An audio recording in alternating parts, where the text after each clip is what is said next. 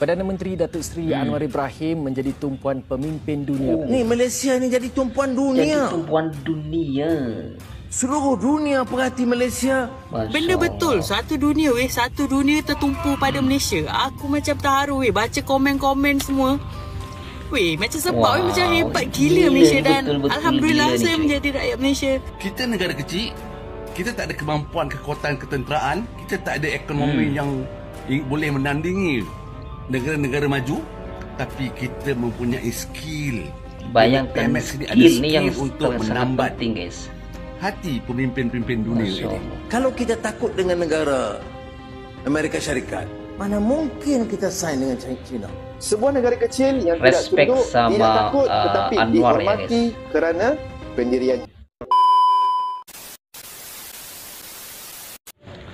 Bismillahirrahmanirrahim. Assalamualaikum warahmatullahi wabarakatuh. Berjumpa lagi dengan saya guys, Timerek TV.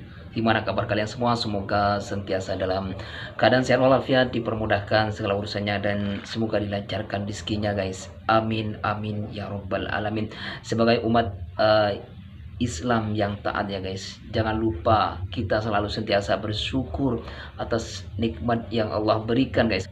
Karena dengan banyak bersyukur itu tandanya kita ridha akan ketentuan Allah Subhanahu wa taala guys. Dan dengan banyak bersyukur, maka nikmat-nikmat yang Allah berikan akan Allah tambah, yaitu keberkahannya.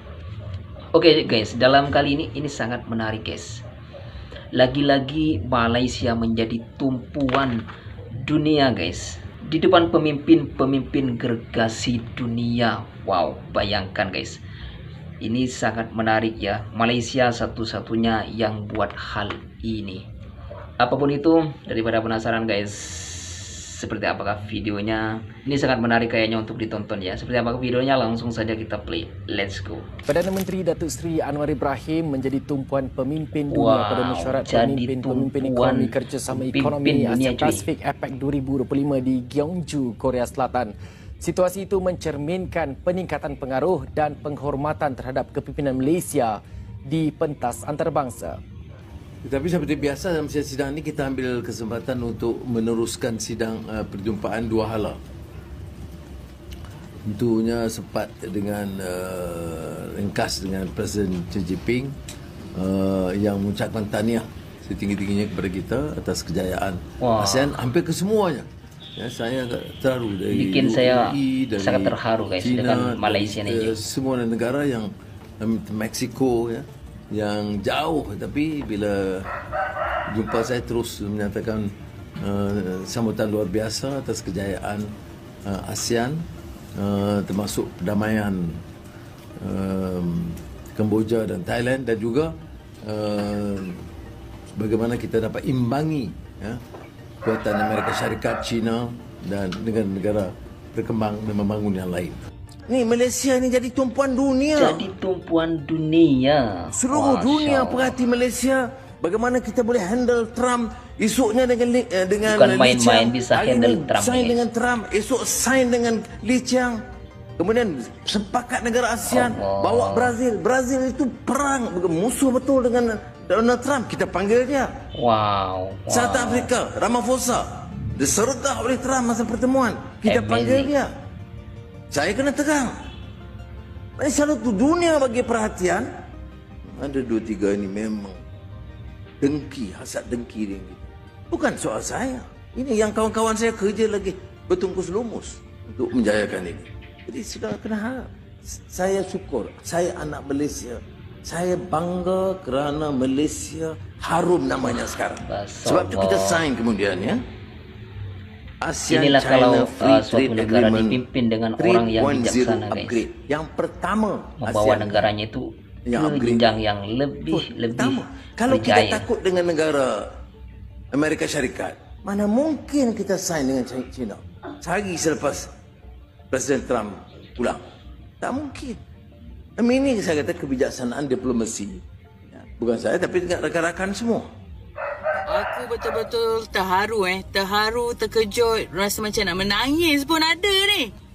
Aku nak congrats lah tim-tim Malaysia yang bertungkul lumus menjayakan ASEAN kali ni ASEAN meeting kali ni. Memang orang nampak Malaysia lagi PMX even though ramai yang benci PMX, tapi kalau dia buat kerja dengan betul dan tulus, we take credit lah. Dia boleh take credit, tak ada apa yang salahnya. Kalau dia buat salah, kita boleh bash dia sebab dia salah. Benda betul. Satu dunia tertumpu pada Malaysia. Aku macam terharu baca komen-komen semua. Macam sebab macam hebat gila Malaysia, dan Alhamdulillah saya menjadi rakyat Malaysia. Thank you Malaysia, thank you PMX, thank you everyone yang support Malaysia. Keep on, kita boleh bersatu teguh, bercerai roboh. Ya Allah, proud gila, proud. Ramai tidak sedar, Malaysia kini sedang memainkan peranan besar dalam gelanggang politik dunia.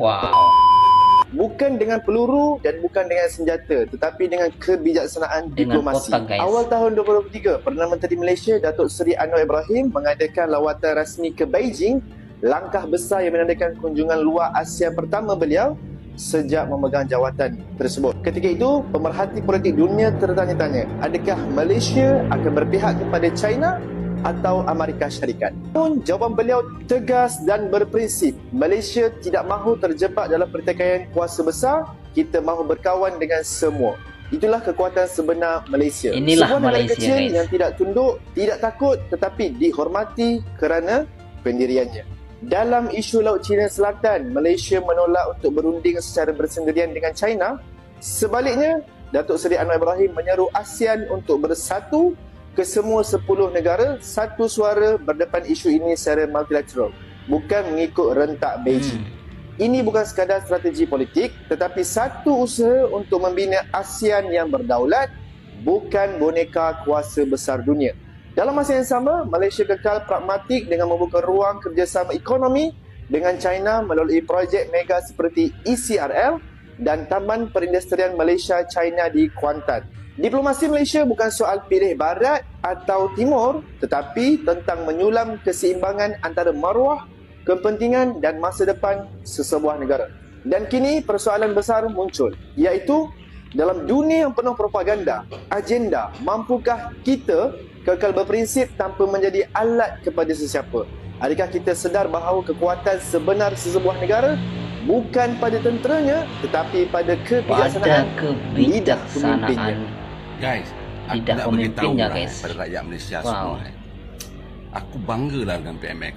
Aku rasa majoriti rakyat sangat Betul berbangga sekali, dengan guys. PMX. Sebabnya Donald Trump datang ni, biasa semua orang tahu Presiden Amerika ni tak kira siapa pun yang akan menjadi presiden, pastinya akan ke mana saja negara yang dilawati atau dia ada acara rasmi, mereka akan bawa The Beast ni. Kereta rasmi dia ni. Kereta rasmi dia canggih. Macam-macam dalam tu ada. Termasuk juga kekebalan kereta itu seperti kereta kebal perang. Dia punya hebat dia tu. Kan? Teknologi dia dan sebagainya.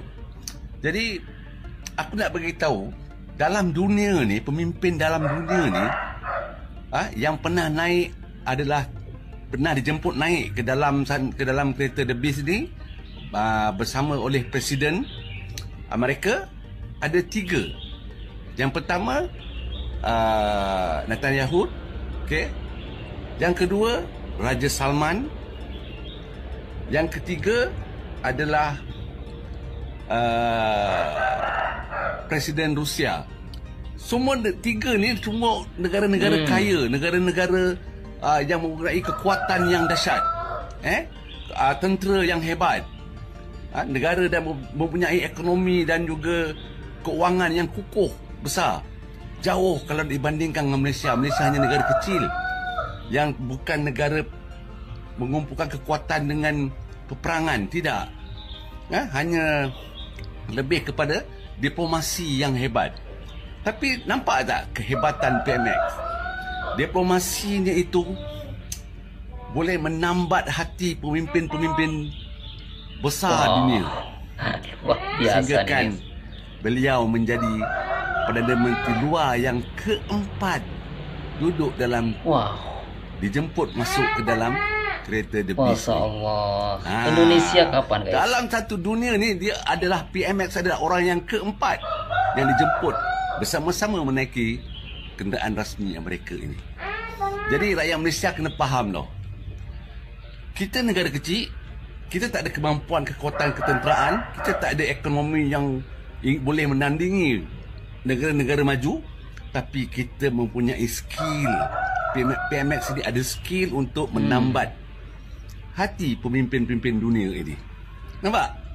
Nampak tak? Diplomasi dia ni adalah umpama cara orang Melayu hidup, penuh dengan budi bicara, penuh dengan sopan santun, penuh dengan tolak ansur, penuh dengan memahami orang lain, berbuat baik kepada orang lain, bersangka baik kepada orang lain, menyambut orang-orang yang datang ke Malaysia dengan penuh semangat kejujuran, keikhlasan. Jadi, aku yakin Malaysia akan menjadi tumpuan dunia selepas ini kerana kehebatan PMX. Assalamualaikum. Waalaikumsalam. Memang saya sangat kagum dengan Perdana Menteri Malaysia Ibrahim. Mesti kagum ya. Sebenarnya saya pernah berjumpa dengan beliau beberapa kali dulu dan selalu fikir bahawa sebelum dia menjadi Perdana Menteri bahawa masanya akan tiba, dan memang masanya tiba. Dan pada waktu akhir-akhir ini saya terutama kagum kerana bagaimana dia mengurus jadi segala hal berhubungan dengan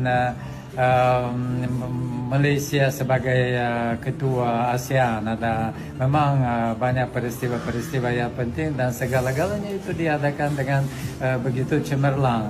Dan yang kedua, kekaguman saya juga kerana Anwar Ibrahim sebenarnya sangat suka sastra Rusia.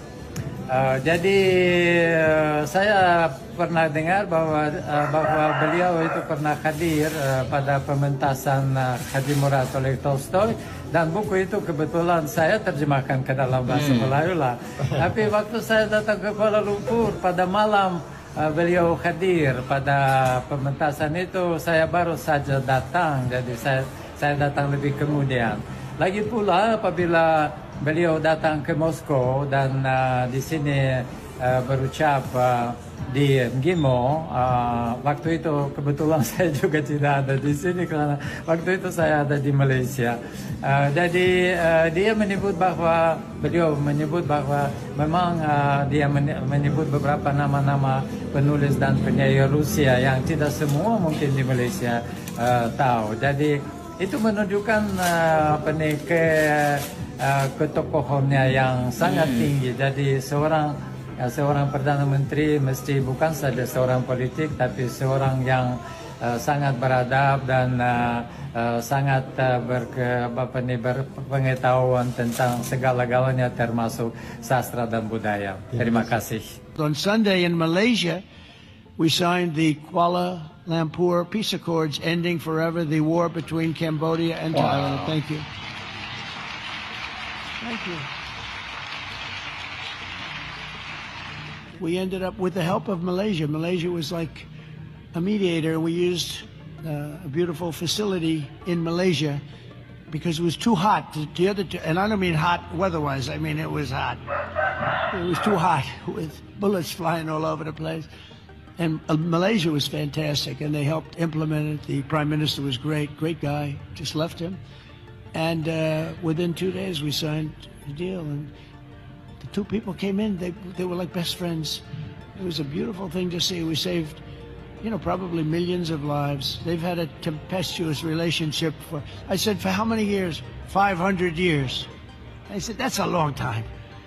That's a long time, but we think this is going to be, hopefully, I use the word everlasting. Same thing in the Middle East. We hope it's going to be everlasting peace. They've never had peace. They've 3,000 years, and we signed in the Middle East. But I've ended 8 wars in 8 months, and in many instances, trade has played a big part in getting those. Ya teman-teman semuanya, kita sudah tahu dan kita sudah tonton ya kenapa Malaysia menjadi tumpuan dunia guys, dan bahkan Amerika sendiri, Donald Trump sendiri ya yang mengizinkan di Asia nomor 1 nih, yaitu Perdana Menteri Anwar Ibrahim yang bisa memasuki kereta bis, yaitu kereta daripada Presiden Amerika ya teman-teman. Ini yang keempat ya, presiden yang boleh masuk ke dalam kereta beliau. Wow, tahniah untuk Malaysia. Oke teman-teman, terima kasih sudah menonton video ini. Jika korang suka dengan channel ini, please subscribe dulu dan like, komen, dan share teman-teman, biar channel ini terus berkembang, biar terus bersemangat, yaitu nge-reaction video-video berikutnya. Oke, sampai di sini dulu. Assalamualaikum warahmatullahi wabarakatuh.